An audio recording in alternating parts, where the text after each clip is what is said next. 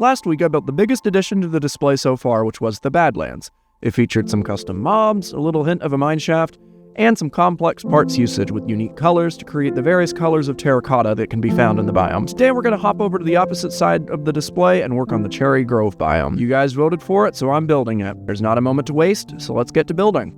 This one's going directly on top of the cave module, and so the hardest challenge by far will be to build the base of this module, which needs to have a cave roof beneath it. This was certainly the most boring part of constructing today's module, so I hope you won't mind if I just time-lapse my way through it. There's not a lot of commentary to drop. The top of this module is going to be relatively flat, as it's meant to resemble the plateau that forms at the top of a Cherry Grove Hills. It only elevates by a few blocks from where it started at the bordering flower forest and snowy taiga. You'll note the bright green color of the grass, which I think is just a little more accurate to what you'll find in-game. We've definitely got to shower the ground with these pink flower petals as well. I think it's tree time. Let's start by building up the trunk. I opted to use dark brown for the color, which proved to be a little annoying due to its limited parts portfolio.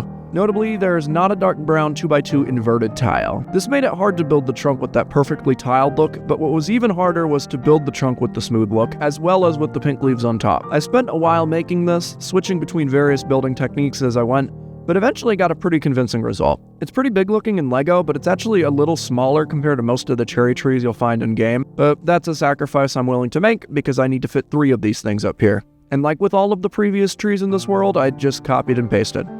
Come on, be honest, you saw the thumbnail. Could you tell that they were all the same tree? Technically, I made a few minor adjustments between them, so they're not totally identical. Like, one is a little shorter than the other two, but they're practically the same. This actually brings us to the end. This was a quicker module than most, but we still need to populate. There's no unique mobs to this biome, so I decided to just add some sheep. Cute!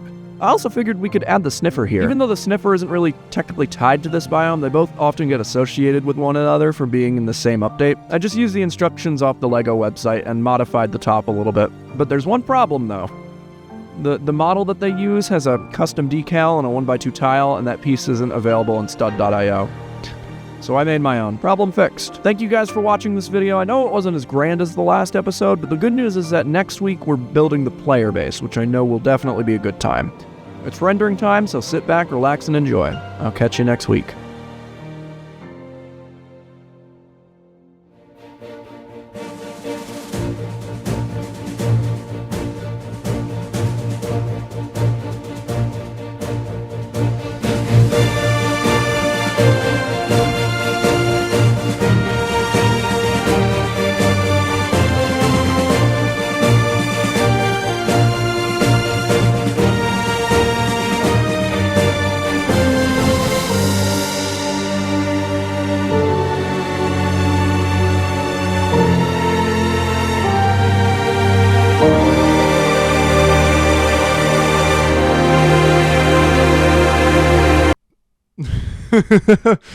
That's so cursed.